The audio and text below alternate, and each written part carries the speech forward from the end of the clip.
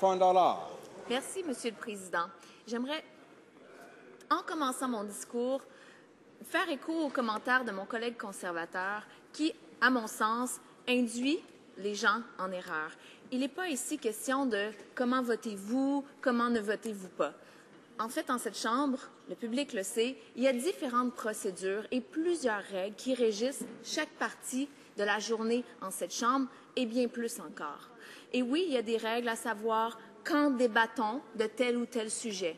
Il y a des règles différentes qui nous disent qui vote de quelle façon, qui peut permettre à qui de voter, différents types de votes aussi.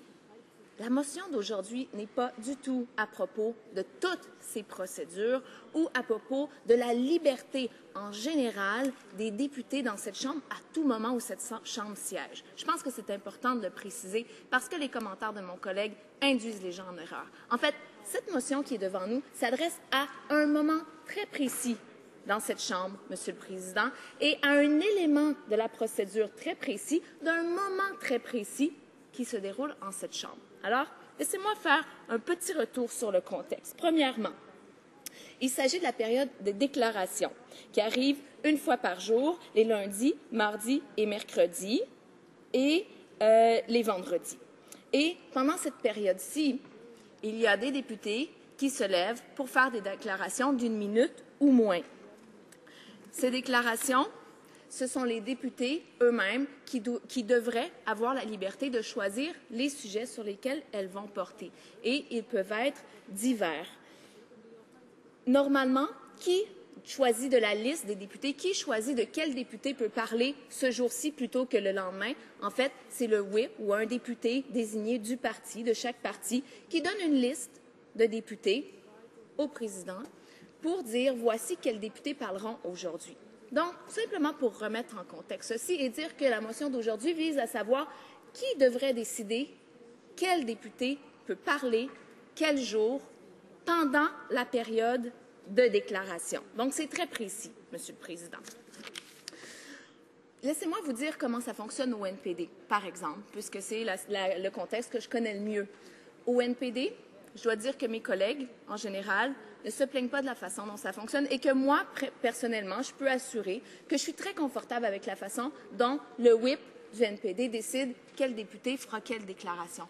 En fait, on établit une période de temps et on attribue une déclaration à chaque député pour une certaine période de temps. Puis, une fois que tous les députés ont fait leur déclaration, on recommence, on établit la prochaine période de temps et on donne une déclaration à chaque député. Donc, il y a une répartition relativement équitable, Monsieur le Président. On s'assure que tous les députés puissent avoir au moins une déclaration dans cette période de temps, puis on recommence. Maintenant, malheureusement, ce n'est pas le cas dans tous les partis, et j'y reviendrai.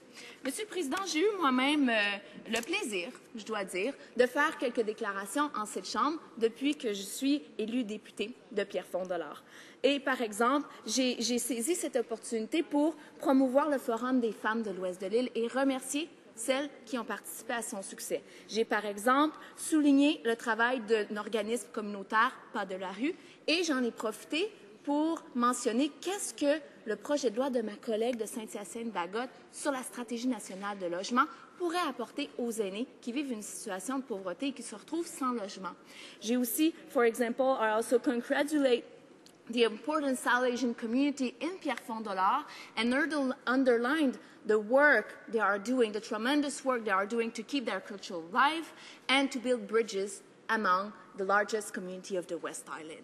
Et ça, c'est seulement quelques exemples. Et si j'avais d'autres déclarations, Monsieur le Président, j'en profiterais pour parler d'encore plus de choses qui se passent dans ma circonscription, par exemple l'approche communautaire du poste 3 de police et la menace que l'abolition de la subvention pour lutter contre les criminels, le crime organisé à Montréal, quel impact négatif cette décision des conservateurs pourrait avoir. Ce n'est qu'un exemple, mais ce que je veux apporter ici, c'est des exemples concrets de quels sujets peuvent être mis de l'avant dans des déclarations. Parler d'individus, de projets, d'événements qui se passent dans ma circonscription et de projets de loi aussi qui affectent d'une façon ou d'une autre les gens de la circonscription de Pierrefonds-Dollard. Le NPD s'est déjà levé en cette Chambre pour demander au président d'analyser le contenu des déclarations précisément qui ont lieu dans certains partis, des déclarations qui sont utilisées pour attaquer les députés dans cette Chambre, pour répandre des fausses informations sur des partis politiques. On sait que, en fait, les déclarations devraient être utilisées pour promouvoir des choses propres à la circonscription, ce que j'ai fait fièrement, ce que les députés ne font pas tous. Partons, soyons pragmatiques dans ce que je dis. Les députés ont le choix de faire une déclaration sur à peu près n'importe quoi, tant que ça reste respectueux dans un certain cadre, disons. Mais qu'est-ce qui influence? Qu'est-ce qui peut les faire chanter? Qu'est-ce qui peut les pousser à parler de tels sujets plutôt que de parler vraiment de leur circonscription? J'ai quelques statistiques ici, Monsieur le Président, que je voudrais partager.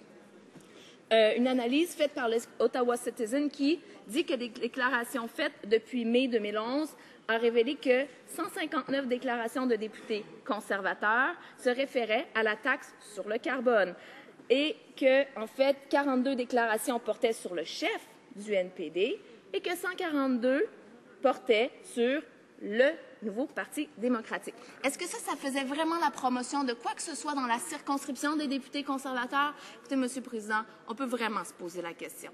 Mais, encore là, je reviens avec le fait que c'est les députés qui peuvent décider ou non de quoi ils vont parler. Est-ce qu'ils vont perdre leur 1 minute si précieuse pour parler du NPD ou du merveilleux chef du NPD? C'est leur choix, Monsieur le Président.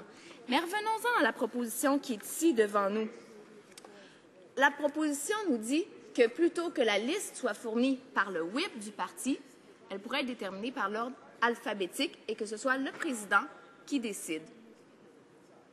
Ça enlève un certain pouvoir au parti de dire qui pourrait parler de quoi et peut-être en même temps de quoi chacun des députés pourrait parler.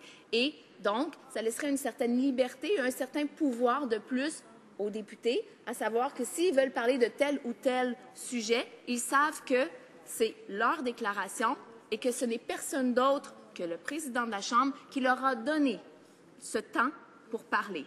Si c'était un membre du parti qui leur donnait le temps de parler, ça pourrait, dans certains cas, influencer le contenu de cette déclaration-là. Voilà, je te donne du temps, mais je veux que tu parles de ça, sinon je t'enlève ton temps. Ce n'est pas nécessairement comme ça, je l'ai dit un peu plus tôt au NPD. On arrive très bien à trouver un terrain d'entente et les députés sont libres de parler des sujets qu'ils veulent et les députés sont assurés que dans une certaine période de temps, ils auront une déclaration, ils auront ce 1 minute pour parler de leur circonscription ou tout autre sujet de leur choix. Par contre, Monsieur le Président, ce qui est inquiétant et ce qui a probablement mené le débat sur cette motion aujourd'hui, c'est en fait qu'il y a des députés du Parti conservateur qui se sont plaints. Il y a en fait une dizaine de députés qui se sont plaints d'être muselés d'une façon ou d'une autre dans le contenu de leur déclaration. Et ça, Monsieur le Président, c'est un peu regrettable. Et la motion ici ne vise pas à accuser le Parti conservateur nécessairement.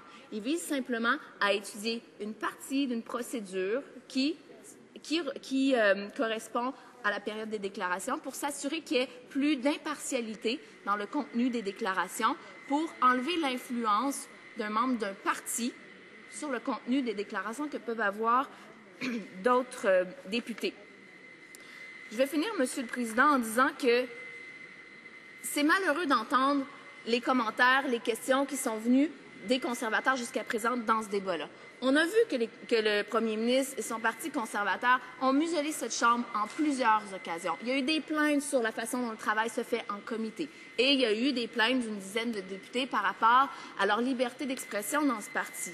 Et puis, on voit encore aujourd'hui, on ne sent pas beaucoup d'ouverture. C'est pas moi, c'est lui. Eux autres, ils font moins bien que nous. En fait, il y a 10 ans, ça s'est passé comme ça. Monsieur le Président, c'est quoi ces tentatives de diversion? Pourquoi est-ce qu'on ne parle pas de ce qui est devant nous, précisément, de quel impact ça pourrait ou pourrait ne pas avoir sur le processus et sur la liberté d'expression des députés, plutôt que d'essayer de faire diversion en accusant l'un et l'autre de telle ou telle façon de fonctionner dans d'autres processus ou dans d'autres procédures.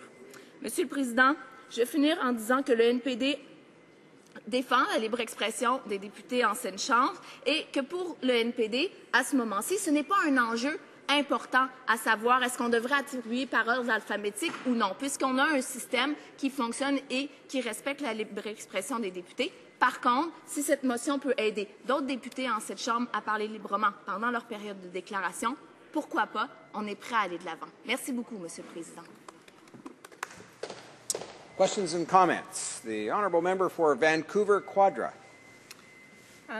Je tiens à remercier mon collègue MPD pour ce discours très clair et très intéressant et j'apprécie les mots d'appui pour cette motion pour appuyer les libertés et les individualités des députés dans cette Chambre.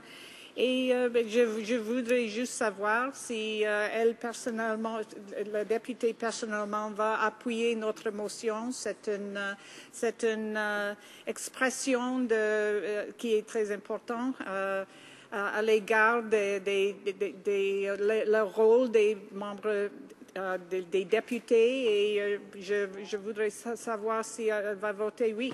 Merci. Alors, la députée de Pierrefonds-Dollard. Une question très simple, une réponse très simple. Oui, je suis prête à appuyer cette motion.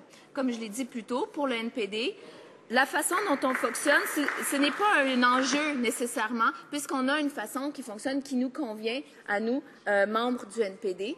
Par contre, on est prêt à aller de l'avant parce que c'est vrai qu'il y a beaucoup de pouvoir entre les mains exécutives des partis et que si ça nuit à la libre expression des députés, comme on l'a vu dans le Parti conservateur avec les témoignages d'une dizaine de députés, bien pourquoi pas aller de l'avant? Donc la réponse simple, c'est que oui, je suis prête à aller de l'avant avec une motion comme celle-là.